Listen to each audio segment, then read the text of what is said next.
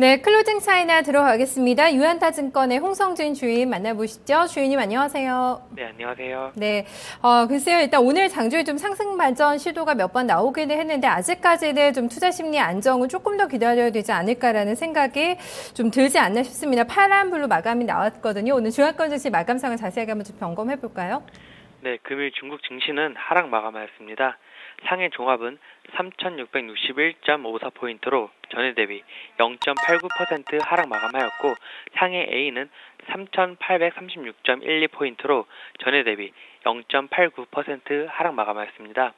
상해 180A는 8,302포인트로 전일 대비 0.85% 하락 마감하였고 상해 380은 6,662.37포인트로 전일 대비 0.38% 하락 마감하였습니다. 홍콩 종합은 24,392.69포인트로 전일 대비 0.49% 하락 마감하고 있고 홍콩 H는 11,109.81포인트로 전일 대비 0.15% 하락 마감하고 있습니다. 그 상해 증시는 그 증감위가 빠르면 내일부터 상장사의 재융자, 즉 3자 배정이라든지 유상증자, 전환사채 발행 등의 인가 업무를 본격적으로 재개를 할 것이라는 그 업계 관계자의 언급 내용이 시장에 전해지면서 단기 물량 부담으로 그 2% 하락을 하며 출발하는 모습을 보였습니다. 하지만 1차 심의를 이미 통과한 기업 위주로 인가를 할 계획이라는 그런 얘기로 그 다시 하락폭을 만회하는 그런 모습을 보였는데요. 여기에 그 하반기에 신에너지 자동차 및 그 판매 호조가 그 기대가 된다는 그런 이야기로 관련주가 강세를 보이며 주가가 상승을 시도를 하였습니다. 하지만 지난 7월 한 달간 개인 투자자가 2,400만 명이나 증시에서 이탈했다는 뉴스에 투자 심리가 흔들리면서 하락 마감하였습니다. 어제보다는 낙폭이 줄이긴 했지만 이틀 연속 좀 반등 시도 지금 수포로 돌아가면서 오늘도 중국장 마감이 나왔습니다. 최근에 중국장 후강통 매매하시는 분들 상당히 많은 어려움을 좀 토로를 하고 계시거든요. 최근에 여전히 좀 어려운 흐름 이어지고 있는데요. 좀 매매할 만한 종목들, 좀 메리트 있는 종목들 점검하고 계신 거 있으신가요? 특징 좀 한번 볼까요? 네, 그 앞서 말씀드렸던 것 중에 하나 있는데요. 그 정주 오통버스 그리고 안위 강화 자동차, 비아적 등 신에너지 자동차를 생산하는 그런 회사의 주가가 향후에도 좋을 것으로 전망이 돼서 오늘 특징주로 가지고 왔는데요. 그 어제 발표한 내용에 따르면은 올 상반기 신에너지 자동차 생산량이 78,500대로 그리고 판매량이 72,711대를 기록을 하였습니다. 7월 달에 신에너지 자동차 생산량이 2만 대로 전년 동월 대비 250% 증가한 수치를 보였고 그 신짜오 북경시 과학기술위원회 차장이 그 신에너지 충전 관련 인프라를 이제 구축하기 위한 그 수정안이 완성이 되었고 이 8월 달에 정식으로 발표할 예정이라고 밝혔습니다. 이에 따라서 사실상 지금까지 신에너지 자동차의 최대 걸림돌이었던 충전 인프라 시설이 지금 증설이 될 예정으로 있고 이에 따라서 신에너지 자동차 판매량이 점층적으로 늘어날 것으로 예상이 되는 만큼 정주 우통버스, 안위 강해 자동차, 비아적 등 그 관련된 종목들을 꾸준히 보시면은 꾸준히 우상향하는 모습을 보이지 않을까 이렇게 기대를 하고 있습니다.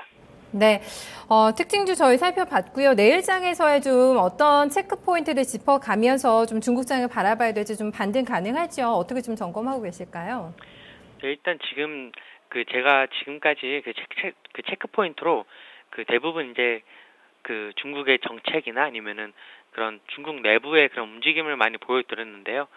그 오늘은 일단 외국에서 그 중국 외부에서 어떻게 중국을 바라보는지에 대해서 한번 말씀을 드리려고 스탠다드 차타드에서 이제 보고서가 나온 거 있는데 그 내용을 요약해서 말씀을 드려보도록 하겠습니다. 이 보고서를 따르면은 현재 글로벌 GDP 성장률에 그 기여도가 가장 높은 국가가 중국이라는 그런 보고서가 나왔는데요. 그 비율이 2위인 미국의 2배에 이르는 수치라고 합니다. 그리고 향후에 몇 년 동안은 글로벌 GDP 성장에 대한 그 아시아와 그리고 인도의 기여도가 미국을 앞설 것으로 전망을 했고, 이 중에서 중국의 비중이 가장 높을 것으로 전망을 했습니다. 중국의 2분기 GDP는 동기 대비 6.8%를 상회한 7%의 성장률을 보였고, 상반기 GDP는 동기 대비 7%를 보였습니다. 동기 대비 성장률이 전망치인 6.9%를 상회를 하는 모습을 보였고요. 그리고 또한 상반기에 고정자산 동기 대비 증가율은 전망치인 11.2%를 상회한 11.4%를 기록하는 등 좋은 모습을 보여주었습니다. 이 보고서에 따르면은 하반기 중국 실물 경제 상황이 반등을 할 것으로 보여지고 있는데요. 실물 경제가 반등을 한다면은 증시 또한 당연히 따라서 반등을 할 것이라는 그런 전망이 나왔습니다. 하반기에 중국이 이제 적절한 수준의 선별적인 완화 정책 조치를 시행할 것이며, 그리고 연말이 되기 전에 지급 준비율과 기준금리를 인하할 가능성이 높다고 전망이 되는 만큼 향후에도 그런 실물 경제가 좀 살아나려는 그런 움직임이 보이고, 그러기 위한 움직임을 중국 정부에서 그런 관련된 정책을 내놓을 것으로 기대를 하는 만큼 중국 내적으로도 외적으로도 지금 중국은 하반기에는 좋아질 것이다. 그리고 그 시작점은 이제 지금부터 이제 우상향을 하는 모습을 보일 것이다라는 그런 공통된 시각을 견지를 하고 있기 때문에 지금은 매수 시점으로 봐도 좀 충분한 시점이 아닌가, 이렇게 파악이 되고 있습니다.